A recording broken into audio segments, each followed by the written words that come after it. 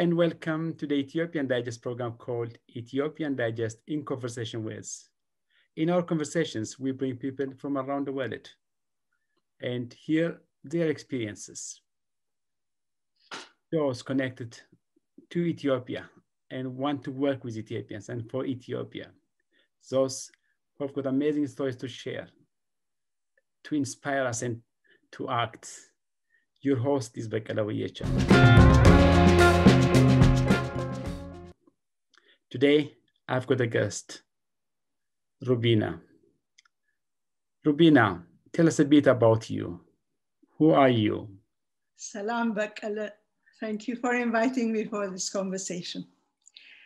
So my name is Rubina Sevadjian, and I grew up in Ethiopia, in Addis Ababa, and lived there until 1974. I was educated at the Lycée Gebre Mariam and the English school. I am one of the Ethio-Armenians, that is, የኢትዮጵያ Armenoch, about whom there are so many stories and myths. I left Addis Ababa in 1972 to complete my education in the UK and returned for the last time in the summer of 1974, after which I stayed in the UK. The revolution resulted in the dispersal of my family and most of my friends, and indeed most of the Armenians of Ethiopia, to many countries around the globe. Many ended up in Australia, Canada, the United States. After finishing my studies, I worked in various jobs, mostly in advertising and PR, and various administrative positions. And then now I'm retired, but I'm an author, I'm a writer. And during the last 10 years or so, I have been researching about Armenians of Ethiopia, and in particular, the work of my father, Rubina Sevadjian. So, earlier we had this conversation. You were telling me that your mom was actually pregnant in Ethiopia, but went to Sudan. And so you were born in Sudan, but returned to Ethiopia when you were 3 years old. 3 months. 2 months old. Yes, 3 months old, baby. 3 months old. Yeah. So all the way from your 3 months, you grew up in Ethiopia. How was your childhood in Ethiopia? Well, my childhood, and I think that most of my contemporaries would agree, we had an idyllic childhood in Ethiopia because there was so much to do. We had fantastic friends, obviously. We had all our friends and we had all the places to visit. We used to have fantastic weekends. To Sodere. When I was a little girl, we used to go to Ambo. Later, we used to go to Sodere. Mojo sometimes, Adama, which was called Adama in those days, and then it became Nazareth, and then I think now it's Adama again. We had fantastic times in Bishoftu, which also became Debre Zeit, of course. There was a lovely hotel on Lake Hora. And when I was a little girl, we used to watch the grown-ups dancing on the terrace. There would be a full band, I think possibly from the Air Force, something like that. And they would play all the latest dance music, and everybody was fashionable and dancing on the terrace. Sadly, that hotel doesn't exist anymore because I think they blew it up. They were going to redevelop it or something, but it never got redeveloped. Of course, the most special place in our hearts, and I think most of my generation, was the lakes of the Rift Valley, in particular Langano, which, as you know, is a brown lake with a gray beach. Which does not sound very nice, but believe me, it has a special, a genie or its own gods, because it's just the most magical place on earth. And of course, it's a bird watcher's paradise. I love watching birds. When I was young, we used to go camping. And then a few years later, there was a very nice hotel, Bakalamola. And now there are some fantastic hotels there, I think.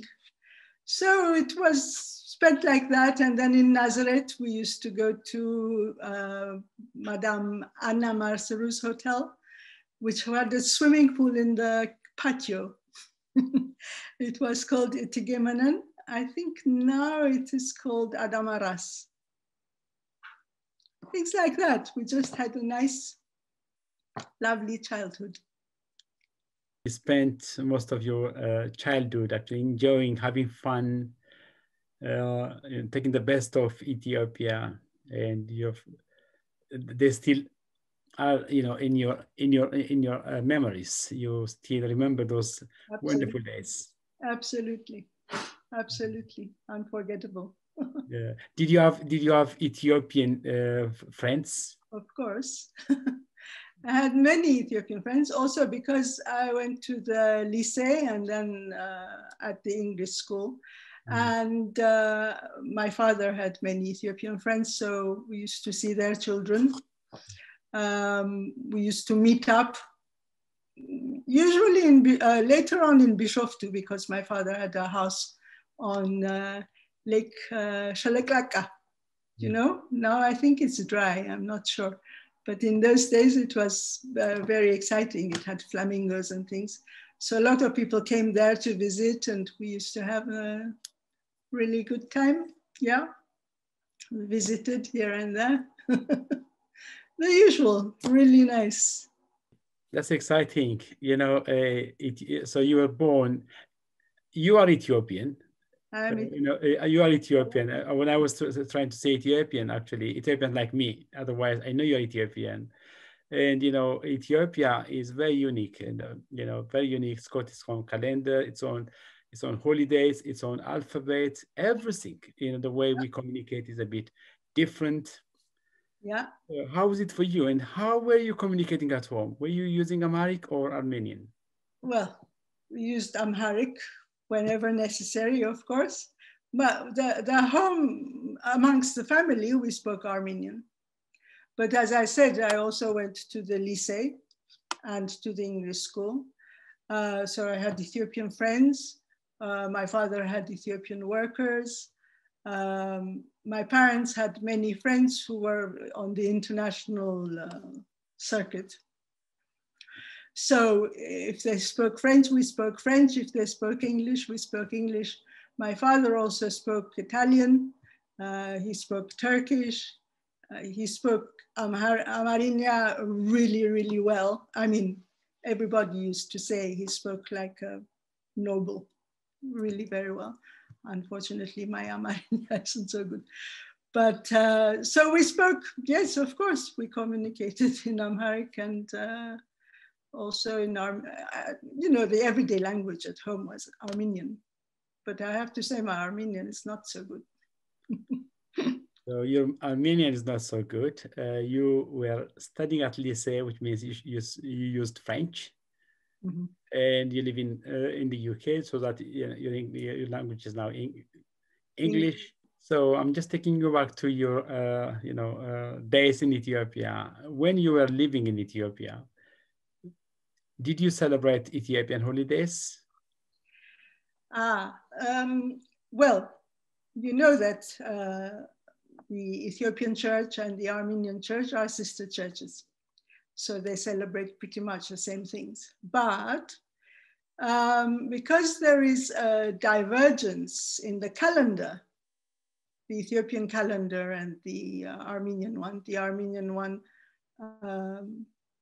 uses the Gregorian and, excuse me, and the Ethiopian one uses the Julian pretty much. For example, in Jerusalem, the Armenians still use the old calendar. So the feasts, the Ethiopian and the Armenian ones, are more or less together. But for us, we celebrate with the Gregorian, with the Europeans. So for Easter and for Christmas and things. So those didn't used to coincide very well. But, and you know, in Addis Ababa also we had our own church. There's a church in Piazza called St. George. So we were mostly baptized there, although many of us had Ethiopian godparents. But most of us were baptized there and we worshiped there. So Sunday service was there, basically. But some religious festivals I do remember attending. One was Timkat, which was the one I remember best was at Lake Shalakaka, actually, in those days. So consider this 50 years ago, okay? So all the people from the surrounding villages would come to the lake. And in those days, on the western side of the lake, there was a small wood. There were woods right down to the water's edge. And the priests and everyone would bring the tabot from the church, which was at the top of the hill. So this started at, I don't know, 4 o'clock in the morning or something. Everybody would start walking to the lake. Everyone, of course, dressed up to my mind as a child, it was very mysterious and very exciting, you know, and the singing, and then they would throw the water on the people and all that sort of thing. And that was one of the things that I remember very well. And we used to try, and my father in particular was quite keen for us to go and see this. It was very exciting. The other thing was, again at Shalaklaka for Buhe, when we would light a very big bonfire and we would have chibo, and all the village boys would come and sing Hoya Hoye. So that was great fun. And the other thing was that for my parents and their generation, they used to go, I never went, unfortunately, I regret, but they used to go to Kadus Gabriel at Kulubi, which they attended a lot. I mean, nearly every year, I think, as I remember it. And if you meet any Armenians, actually, any Ethiopian Armenians who are called Gabriel or Gabriela, Gabi, you will know that they were almost certainly a votive child. And I think Greeks also did that. So these are the things that stick in my memory. I most recently read a piece on social media, and there was this guy, he is actually Greece, and he was writing a piece, and he was just reflecting on his days in Ethiopia. So, and then he just was talking about Kulibi. Uh-huh. And he was saying, you know, about 40 years ago, Kulibi, and today, Kulibi, he must be in his 70s now. Uh-huh. In his 70s. Yeah. So Armenians and Ethiopians share the same religion, you know, Orthodox, but a bit of, you know, difference in tradition probably, but very close. Very close. Very close. Yes. And then we even actually share a saint, you know, Kedist Arsema in Ethiopia. You have one called Kedist Arsema, but then can you share a story? Well, Arsema in Armenian, she's called Hripsime. And as far as I know, she was a Roman lady. She was not Ethiopian or Armenian, but she was persecuted by a Roman emperor called Diocletian. And so she and some other ladies who refused to bow down to whatever it was he wanted, went to Armenia. But when they got to Armenia, I think the king there was persuaded to martyr them by Diocletian or some a story like that. Anyway, the poor things, they were killed in the most horrible way. And I'm not still very sure why she's so special to Ethiopians, although, you know, there are at least 3 convents in Ethiopia in the name of Arsema, especially one on Lake Tana, which is quite famous, and apparently it makes a lot of miracles. Hripsime herself was buried in Armenia. You can see her tomb. She's in one of the most beautiful ancient churches near Yerevan at Etchmiadzin, called Saint Hripsime. And another one of the ladies who was with her was Saint Gayane. And so there are 2 churches, one next to the other in Yerevan, in Etchmiadzin, Hripsime and Gayane, where the 2 ladies were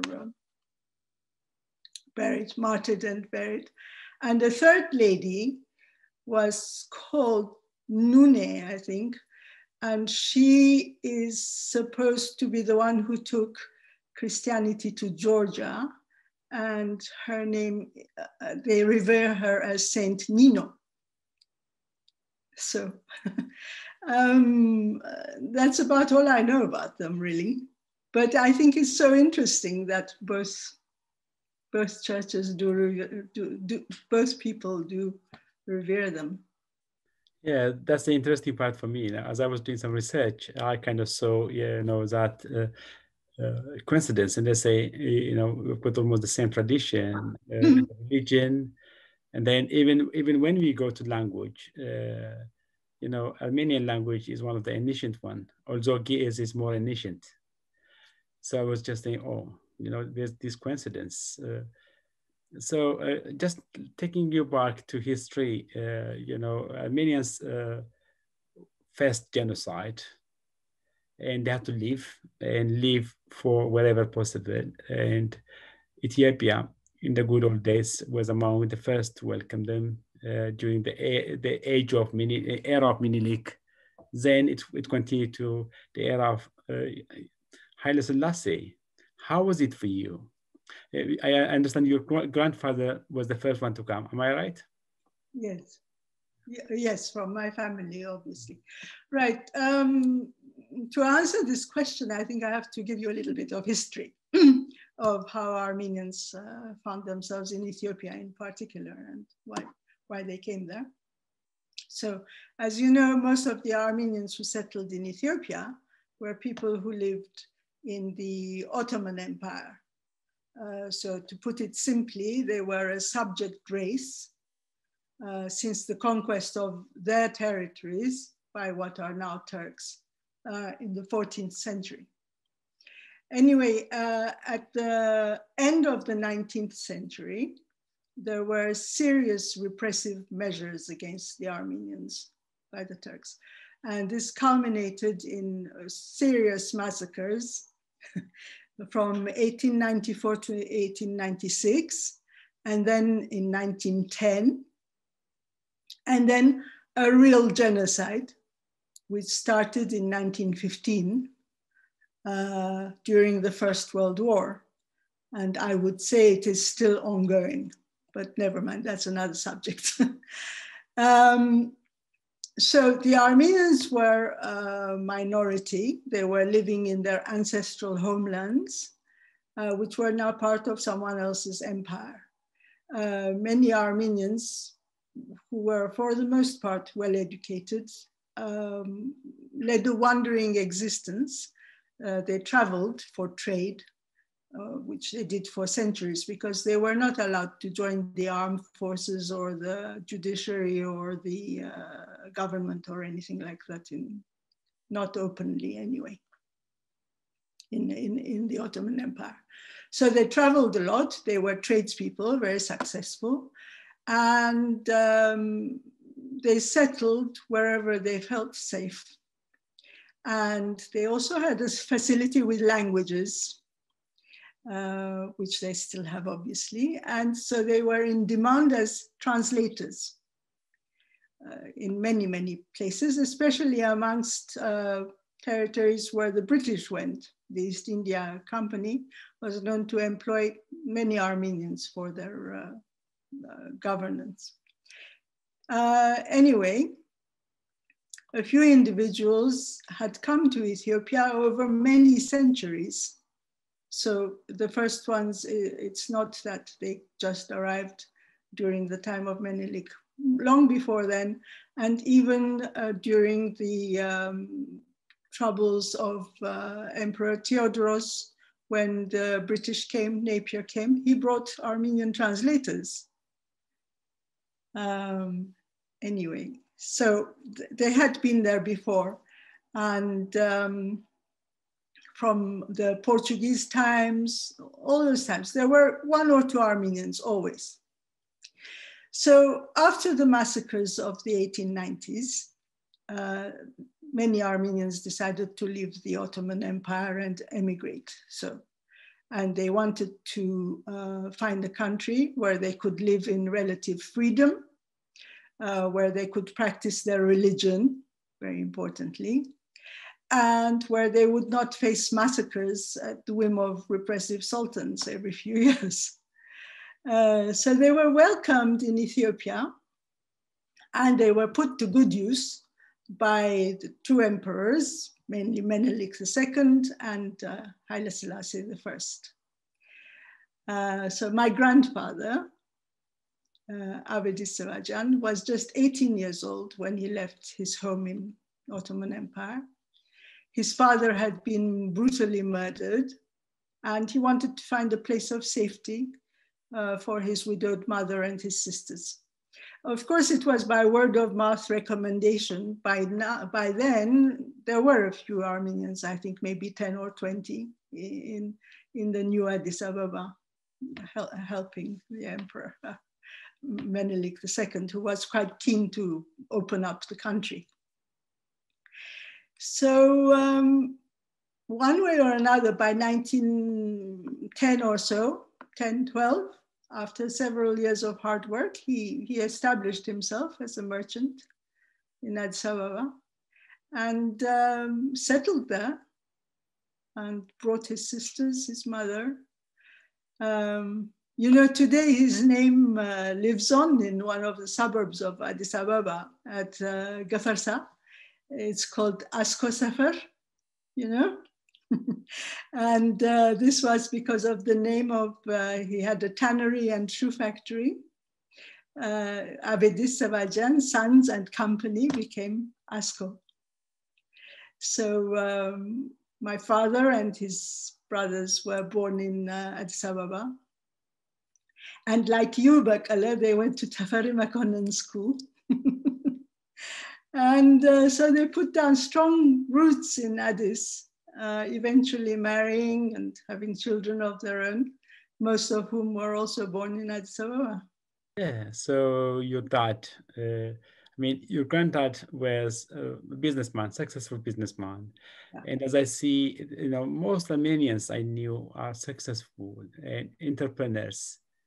But, you know, the entrepreneurship, the businessmanship went to your dad. And as I understand, your dad was very close to Empress Menen. He even produced the crown. How was it? No, he didn't produce the crown, because he's not that old. He was born in 1918. My father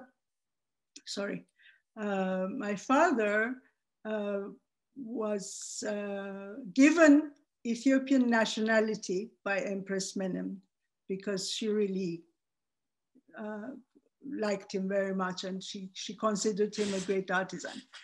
The crown of Empress Menem was made by an Armenian who was the person to whom my father was apprentice. So he was called Nigoros Jidejian. My father was his apprentice, and later my father bought the business from Jidejian and went from there.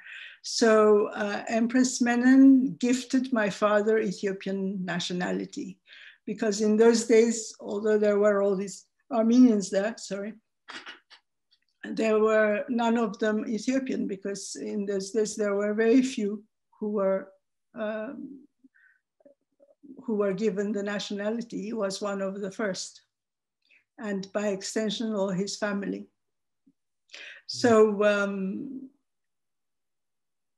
he became a jeweler and silversmith, and in 1955, he was granted the imperial appointment to make medals, orders, decorations, you know, all those fancy things that they wear on their uniforms.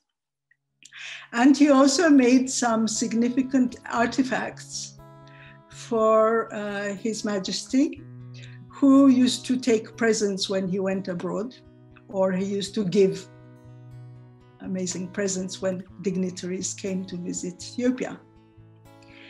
So examples were fantastic football that gave for President Tito of Yugoslavia, fantastic gold tray for Her Majesty Queen Elizabeth II, and a silver wreath which was presented at Lincoln Memorial in Washington.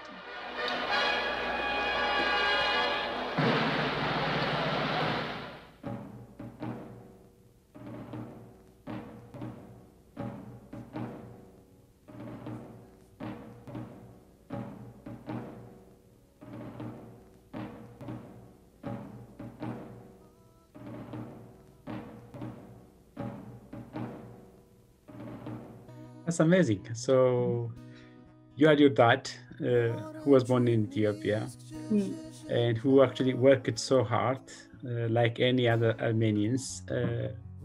Then he went all the way to being appointed by the royal family to do all those great things.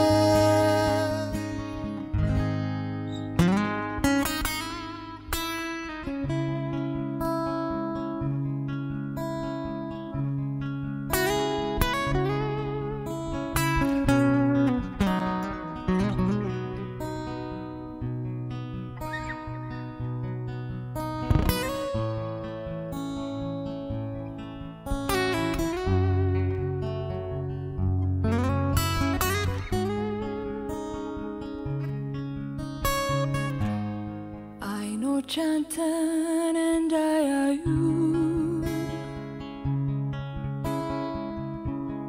Bukalakil Chilalo Bakajafuna Cholo Aojafunya Cholo Afe mandai nagaka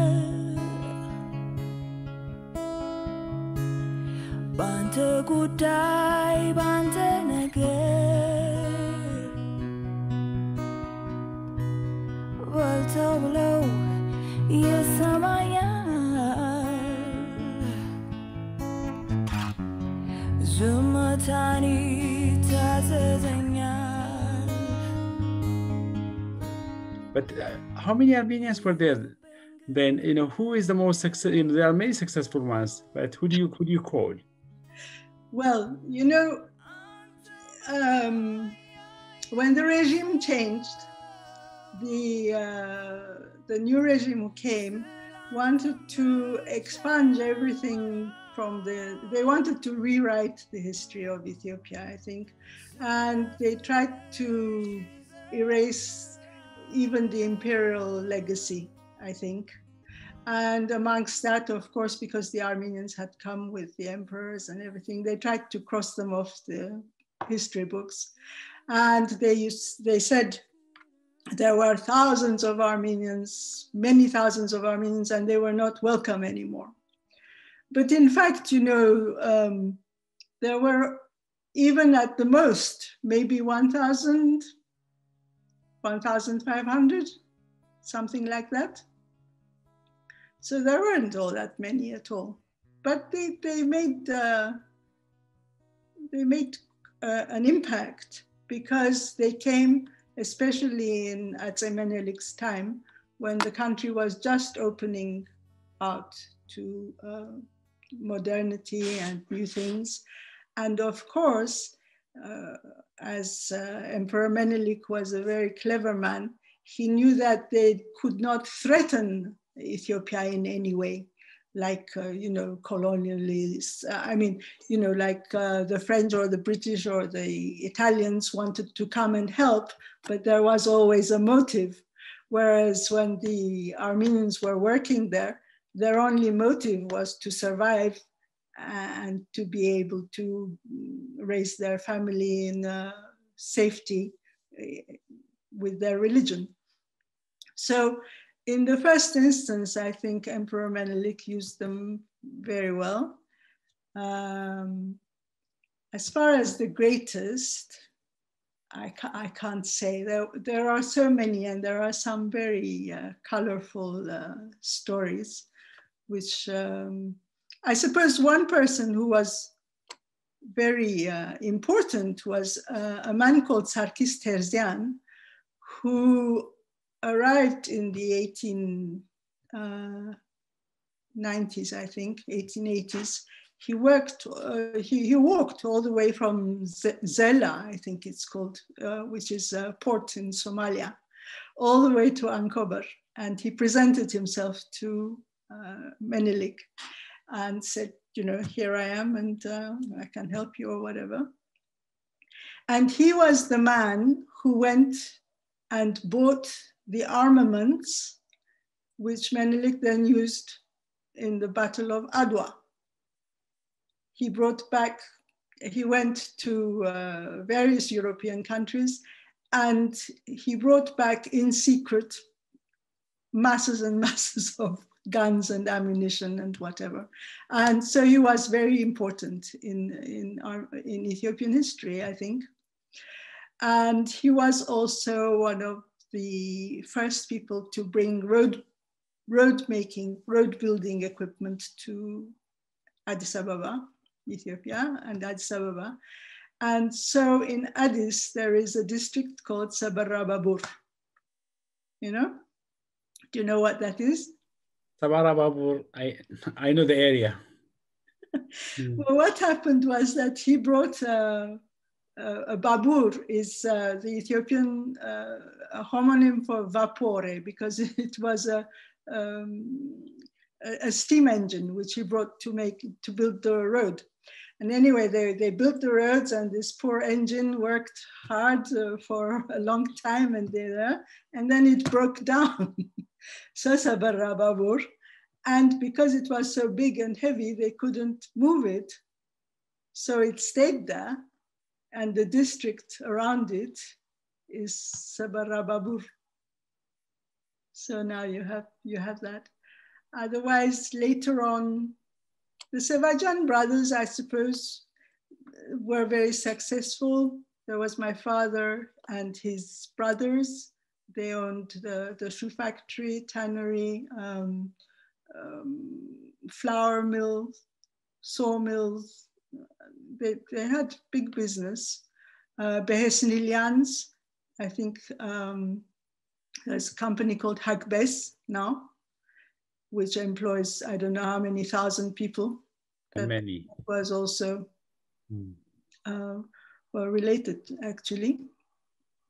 So there are so many clues to the existence of the Armenians, especially in Addis Ababa, where most of them lived. I mean, a few of them lived in Dire Dawa and Harar, Jimma, you know, coffee trade, leather, things like that. But, you know, the districts of Addis Ababa, even today, so there's Armen Sefer, there's Sabara Babur, Asko Sefer, Arba Lijoch Sefer. So Arba Lijoch, of course, have the most romantic story of how they got there. You know how they got there? No. Or I will tell you now. So these were in 1924. Ras Teferi, the future Haile Selassie I, was passing through Jerusalem on his way to Europe. And there he heard many brass bands, which were made up of Armenian orphans. And these boys were survivors of the Armenian genocide. So he quite liked them, and he invited some of them to go to Ethiopia to form a band for the imperial household. And they were called a fanfare. So 40 boys, they were aged 18 to 22 years old. That's why they're called Lijoch. Went to Addis Ababa, and they settled down, and they were playing for formal occasions. And they had, their leader was called Kevork Nalbandian, who wrote the music for the imperial anthem, actually for the coronation of Emperor Haile Selassie I. So Nalbandian wrote the music, and the lyricist of the anthem, I don't know if you know, was called Yoftahe Neguse. And I don't know if, I'm sure you're familiar with Ethiopia, yes? And so this became the national anthem from 1930 to 1974.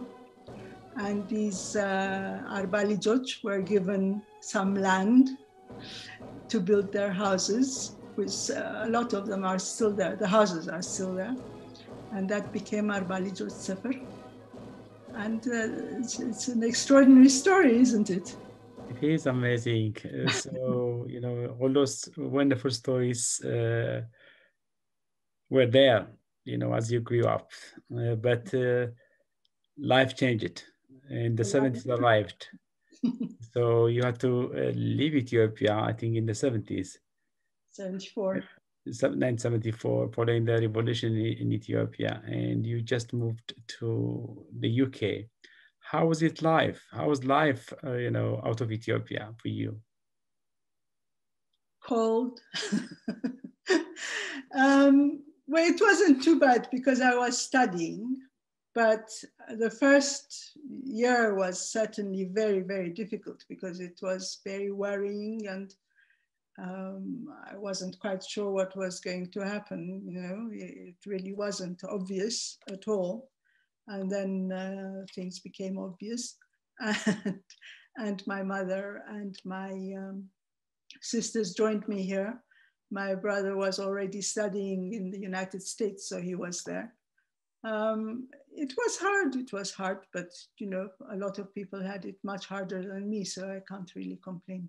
Yes, our lifestyles really differ. You know, Ethiopia, very communal.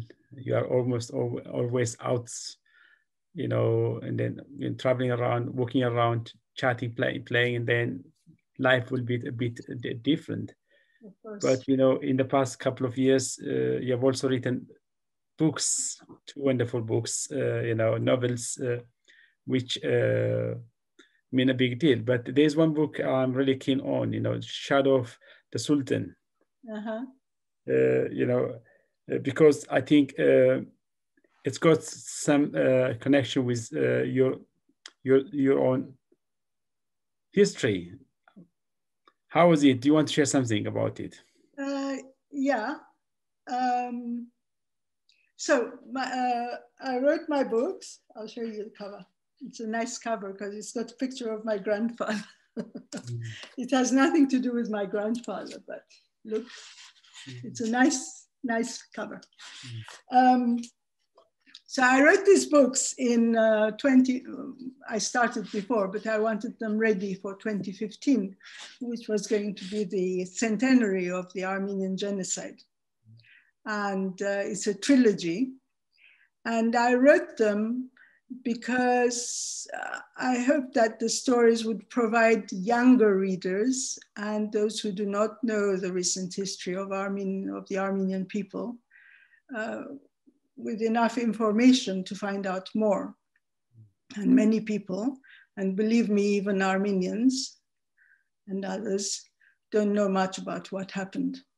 So I wrote these, and they are novels, obviously, but faction, not fiction, faction, because I took a bit from my grandparents.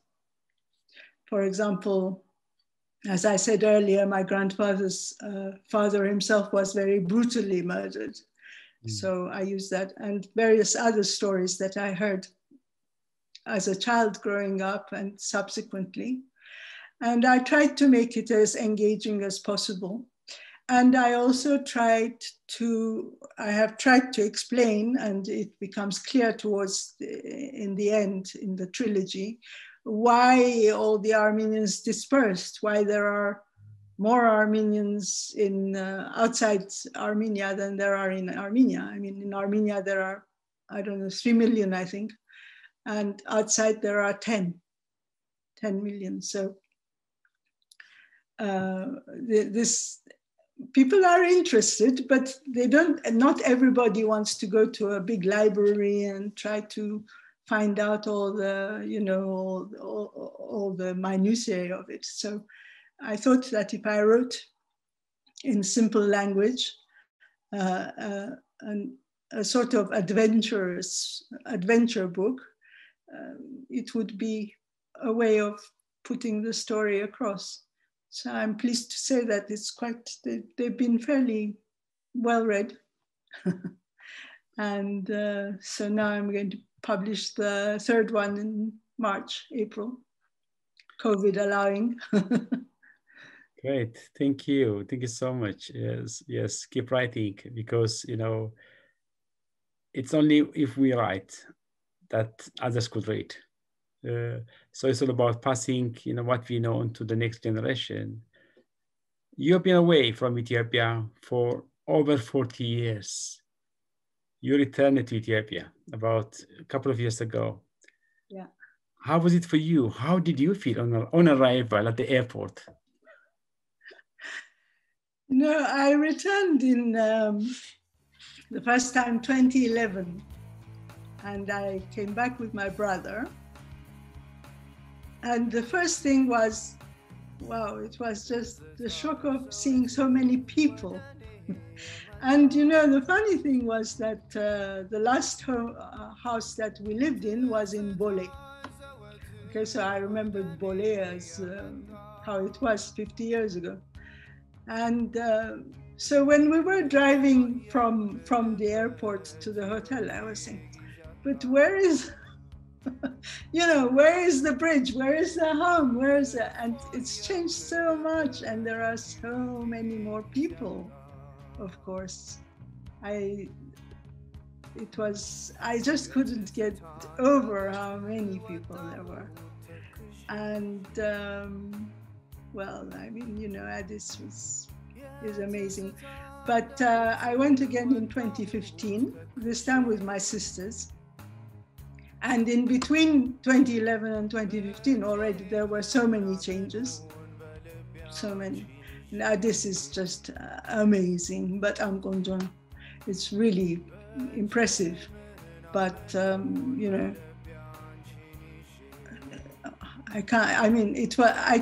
there were obviously, once we went to Piazza and places like that, I could recognize it, but outside Piazza, no.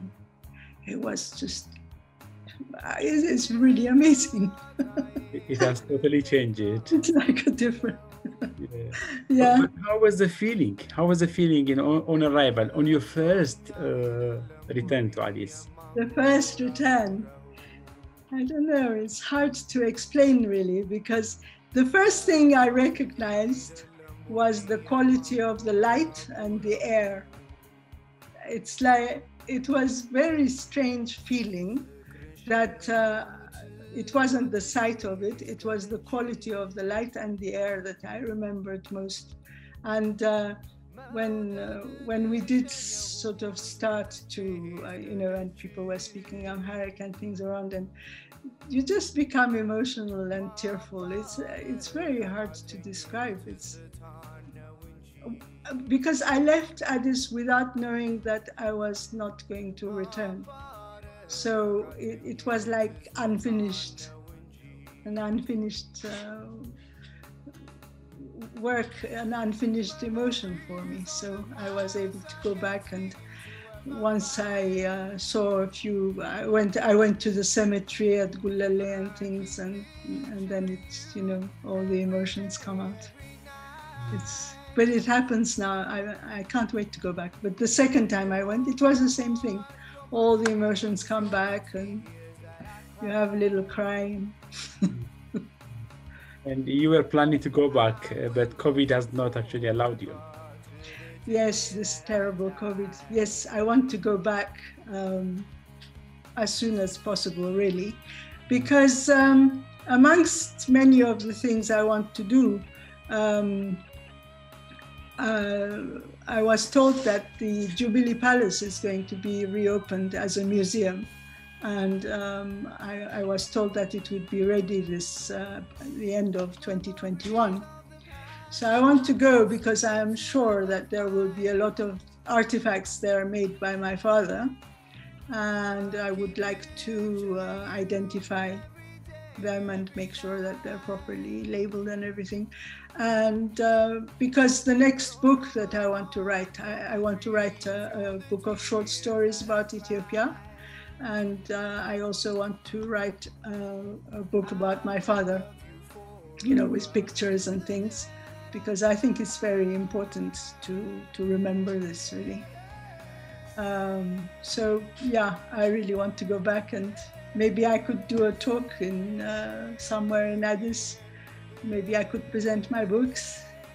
Yes, we can organize that. Yes. I can organize something for you, really, to do a bit of a lecture, share your experience, and so on and so forth. That would be fantastic. In one of our universities, including at Sabah University, because there's a lot, to kind of share. Just not obviously people can read Richard Pankhurst's books if they want to, but I mean, I have other things that I would like to say and present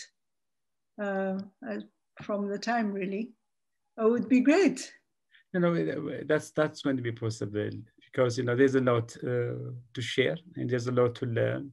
Yeah. Yeah. So as somebody who grew up in Ethiopia, from 3 months all the way, and who's still connected with Ethiopia, who remains hopeful for Ethiopia, what do you say to those who want to see Ethiopia, but thinking, oh, is that a country I should see? Those who, and then what's your hope for Ethiopia? What do you want to see in Ethiopia? Well, as a historian, I think I can consider myself a historian. I would really like it if Ethiopians did not forget their past, and in particular, the last 100 years or so, which are the years which have become most nebulous. I would really like it if the old buildings in the cities were not pulled down and to make way for modern skyscrapers. I was really very sad to see that so much of the historical character of Addis is being expunged, and the few historical buildings that are left are dilapidated and rotting. Even the Lagar, which is such a beautiful building and wonderful example of architecture, probably unique, is in danger of disappearing, which is very sad. I don't know what they're going to do with it. So I would like to see more of an effort made by the government. This is something that the government has to do, to preserve some of the history and character of the place before it disappears altogether. I have also noticed that there's a tendency to erase Italian names. by replacing them with homonyms which are a bit meaningless, like, piazza has become piazza, okay, things like that. Lagar has become lagar. So these things are what makes a place, a country, the history of the country and the place, good or bad, is what makes people aware of the progress of their nation. And they should take pride in their past achievements, I think, modernize, knowing that they are improving on a glorious past. And that, Ethiopia is an ancient land with thousands of years of history. That is something that should be really nurtured and showcased. It has the most spectacular topography in the world. Actually very similar to Armenia, with lots of mountains and forests. Stupendous views, whichever way you look. Fantastic ancient culture, tribal tradition, religion, of course. All this is of great interest to today's tourists who are, I think, really hungry to visit more and more unknown places. And the tourist industry is something that is being developed quite well, I think. But I think more has to be done to preserve the wildlife in the various national parks. There are many endemic, therefore unique animals in Ethiopia. And yet I did not think that much was being done to nurture them. It seems that it's a little bit left to chance, perhaps. I visited 3 of the great national wildlife parks. I went to Bale, which is very interesting, but almost devoid of animals. We were lucky enough to see an Ethiopian wolf, but unfortunately I didn't have a good quality zoom camera or anything, so I saw it from far away. And some lammergeiers, which are amazing, like eagles, I don't know, well, they're a kind of vulture, I think. And then I went to Semien, which was a little bit better because you see many geladas there.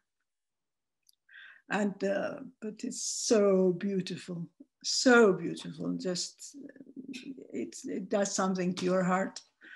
And then I went to Netesar, which is right down past Arba Minch and things. And there we only saw a few zebras. So where were all the animals? I don't know. And also even Awash was very disappointing last time, even though it was okay. It was the dry season, but still there were hardly anything there. So I think something has to be done about that, very importantly. And deforestation and the goat herds encroaching on the land, all that. Because they can do it in Kenya and Tanzania, Zambia, they do very well. So there is a huge demand for wildlife tourism, I think. So I would say, please do something about that. And the history, the various museums need to be updated. Artifacts have to be curated properly. It's a bit disappointing to see some of the displays in the museums, like, for example, the ones at Aksum, where they have the old kabbas and the crowns and things. But it all needs a bit of attention. And regarding anything else, I would urge your viewers actually to listen to Melto Ahade, who had a lot to say on the subject and very, very sensible. Thank you. Yes, we've got a lot to do, you know. Yes, but these are just ideas, yeah? Yes, it takes us all, to see the beautiful Ethiopia excel, because what we want to see is Ethiopia excelling, standing out, and being, beacon for all. So we have got a lot to do, but Ethiopia, as you say, it has got a lot to be seen. It's got a lot to offer. That's what's really important. Rubina, it's been a pleasure having you on our show.